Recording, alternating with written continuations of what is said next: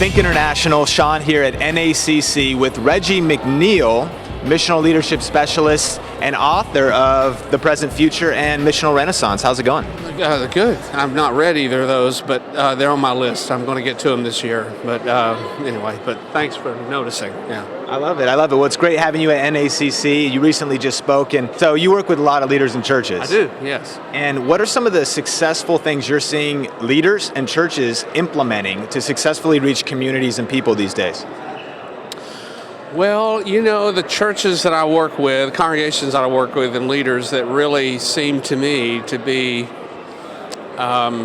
grasping the big story that God's doing are folks that are, as you might expect me to say, are getting outside of the church. They're engaging the community more.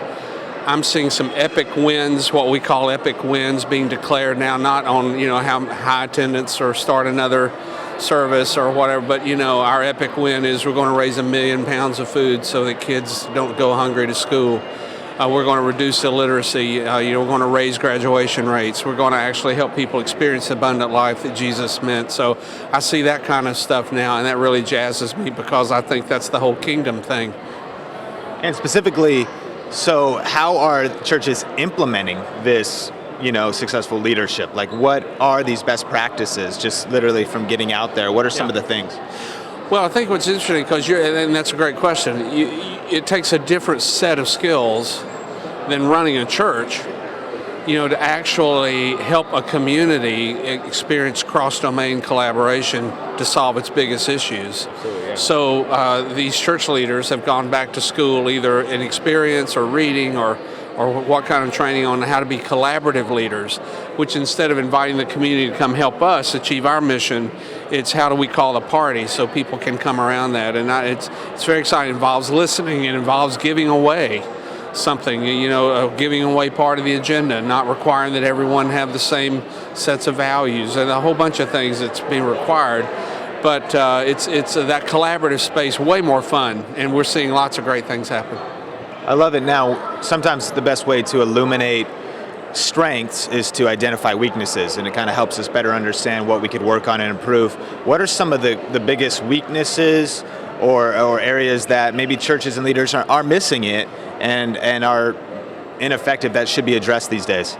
Well, I think if you're still in the church game, you really are missing the big narrative, the big story these days. I mean, that's a very old story, and it's not very compelling really anymore.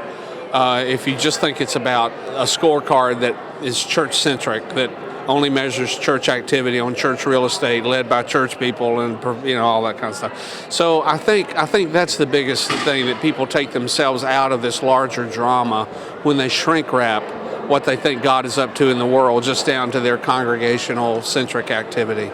Gotcha. Now, a huge thing right now, of course, you're as a missional leader are speaking on that, and there's the conversation of missional versus attractional. Yeah. Sometimes it's an ambiguous thing to define, and some people are saying, well, it's not either or, it's both and some people are saying it's either or. Just speak to that for a moment. Well, I do think I would fall more in the camp of folks that say, let's don't create an artificial, Jesus was attractional, for crying out loud. It's not like he didn't get noticed. But I mean, as the very incarnation of the Son of God. So I think it's kind of to me, it's a silly argument, actually, because if you understand missional not to include attractional components, you don't quite get missional. Missional is about the people of God partnering with Him in His redemptive mission in the world, whatever that takes. I mean, certainly, there's parts of that are, come.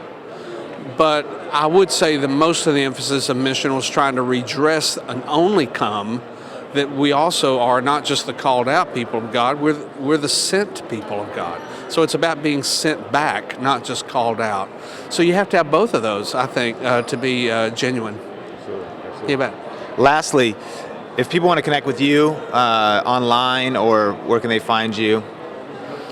Well, email is a great way. I mean, I'm Facebook, email reggie.mcneal at leadnet.org.